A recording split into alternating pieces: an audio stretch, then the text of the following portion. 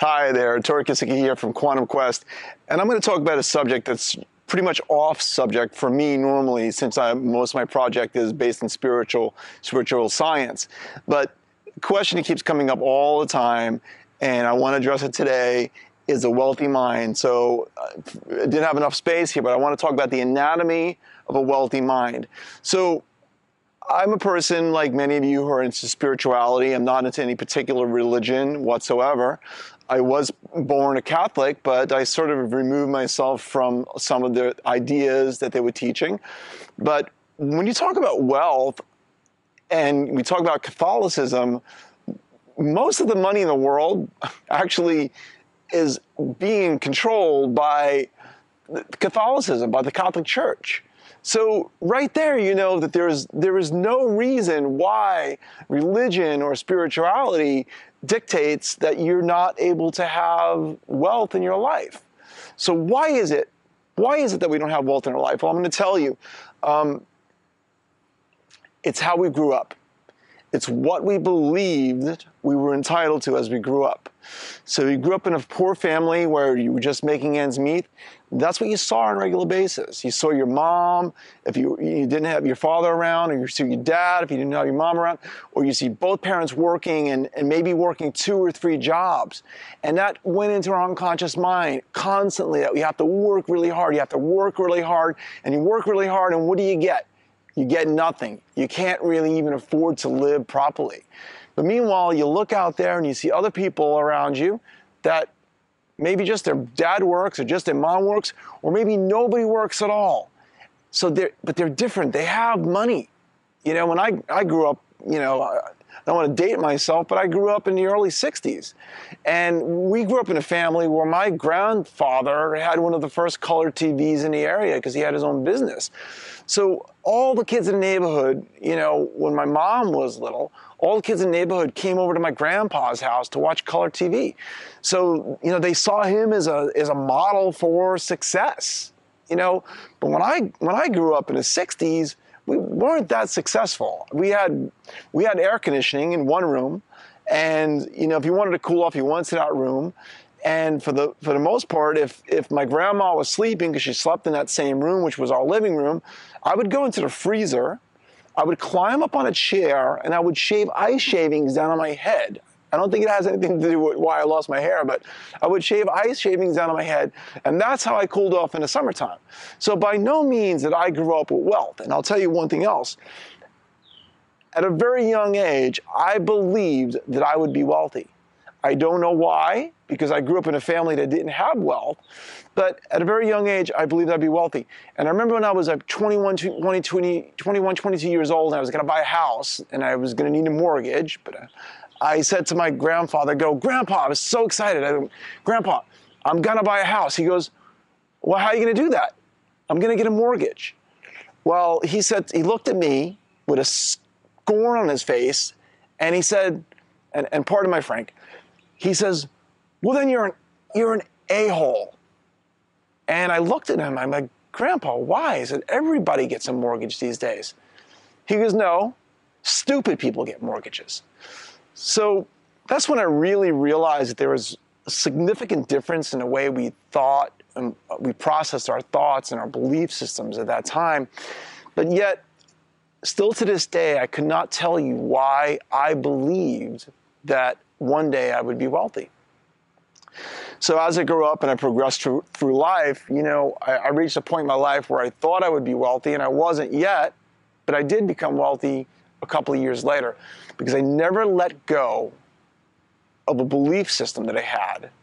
And I think I left the most important thing off this board is a belief system.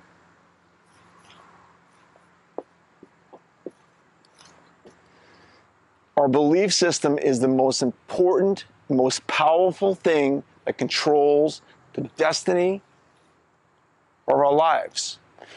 But what I want to talk to you about today are desire, thoughts, emotions, decisions, actions, and outcome. Because when we grow up, we go to school, and in school they teach us, well, they taught us how to do math, spelling, you know, social studies, things that are completely outdated today, right? But they didn't teach us how to have great relationships because we came from our family model. They didn't teach us how to create wealth. They didn't teach us how to have great spirituality in our life. They didn't teach us how to create abundance. They didn't teach us a lot of things. We sort of left to our own devices. And oftentimes those devices were based on what we saw in our family. What our family did became the model that we modeled for the rest of our lives to do what we've done. So what I wanted to show you today was that anybody, and I'm telling you that anybody can create massive wealth and abundance in their life if they have a belief system that they can. And in order to have a belief system that you can do that, you either have to model somebody, which means have in proximity to you people who are already doing it, and look at them and notice that they're not any different than you. I mean, yes, granted, some people are born with a silver spoon in their mouth, meaning they don't have to do anything and they have abundance. But more people today have become wealthy, multimillionaires who started with absolutely nothing in their lives, but yet some of the most wealthiest people, some of the most wealthiest people in the world today started without anything, except they had a belief, and then they had the series that I'm going to talk about. So, if you're not wealthy right now, and you'd like to be, do you have a desire? And if you have a desire to be wealthy, is your desire moving in a direction of wealth or away? And what that means is that, is there something in your life, in your past, in your growing up, in your history, that leads you or led you to believe that you don't deserve wealth? Or is there something that led you to believe that you do deserve wealth? It's as simple as that. After that, the thought process has become, are your thoughts moving you towards wealth? So you're thinking on a regular basis that wealth is something that you want in your life, you deserve in your life, that you need in your life, that it should be in your life, there's no reason you can't have it in your life? Or do your thoughts bring you in a direction that, I grew up in a poor family, we didn't have any money, and therefore I shouldn't have any money. My grandfather, my uncles, nobody has any money in my family, so why should I have money? So think about where your thoughts are taking you. Now, all thoughts lead to emotions. If your emotions based on your thoughts, meaning if your thought process is that I want to be wealthy, I believe I'm going to be wealthy, and you start thinking about what wealthy looks like, it starts to create emotions for you. Well, when I'm wealthy, I'm going to feel pretty cool. I'm going to feel like I could have all this stuff, and that's going to make me feel really awesome. I'm going to feel like, I arrived. What does that feel like? I'm going to feel like I can buy the clothes I want to buy. I want to feel the way I want to feel, and that's going to be awesome for me. Or do you have thoughts, create emotions that feel like, well, my family wasn't rich, and then if I'm rich, they're going to feel bad, and if they feel bad, I'm going to feel bad, and everybody's going to feel bad. And so you see where I'm going here? Thoughts, desires, emotions, decisions, actions, outcome all have a positive moving towards or negative moving away. So let's assume right now that you have positive desires that are moving you towards wealth. You have positive thoughts where you're continually thinking about strategies and ideas and implementations. How can I create wealth in my life?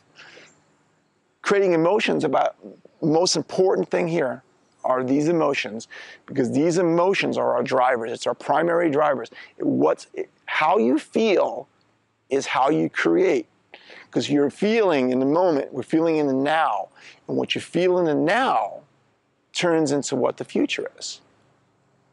So now, emotionally, we're feeling strong, we're feeling vibrant, we're feeling that we want, we can do, we can achieve. We're going to make decisions based on that. So now where do you think the strong emotions, strong thoughts, and strong desires are going to take us? They're going to take us to strong decisions. Now, of course, there could be weak decisions, but where do you think you're going to get the most power, the most punch to move yourself towards a wealthy life? It's going to be from making strong decisions. I know what I'm going to do. I have the desire. I have the right thoughts. I have the right emotions. I have the right feelings. I'm going to make strong decisions. I'm going to go for it, and I'm going to do it 100%. Or I'm going to make a decision, and I'm scared, and it's not going to work because it didn't work for Uncle Louie. So keeping the positive focus on all these aspects, desires, thoughts, emotions, decisions. Now what? Actions. Strong actions,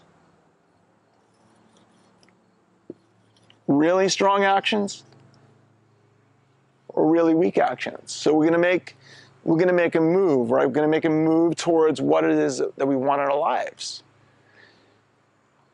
When you're following the strategies, the desires, thoughts, emotions, decisions, actions, you end up with strong actions towards wealth. And the outcome, well, I don't have to tell you.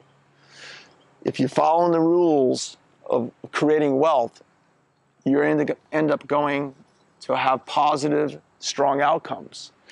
Now, I'm going to give you a key. And I'm going to give you the most important key here. Thomas Edison failed at creating the light bulb 10,000 times. Now, that wasn't the worst thing in the world that happened to Thomas Edison, because while he failed 10,000 times, he actually created, I don't remember the number, so I don't want to guess, but I'm going to say probably 100 patents that are still enforceable today for other inventions, other ideas that came out of his 10,000 failures. But each and every time he failed, I'm going to use a blue pen, each and every time he failed, he started again. He started again because his belief system was that he was going to create a light bulb. Okay? So whether it's wealth, relationships, spirituality, abundance, whatever it is that you want, whatever it is that you believe in your life, if you believe that you deserve something, if you have a strong belief system and you follow through it, your desires, your thoughts, your emotions, your decisions, your actions, your outcome, and you're willing to do whatever it takes, which is the key, that you don't give up, you can have anything that you want in your life. So I hope this helped you. I know this is outside of my normal realm of what I talk about, spiritual science, but I follow this in my life. I've achieved the goals I wanted to achieve, abundance in my life. I've helped hundreds of people who've come to me specifically about this. I don't talk about this normally, but I'm offering this to you today because so many people ask me for it. So there it is. So check me out again on quantumquest.com. I'm going to be doing another series on, specifically now on relationships, on creating specific ways of creating abundance and enhancing spirituality and a whole nother host of other things. And it's all absolutely free. So check me out on www.quantumquest.com, and I hope to see you soon. Thank you.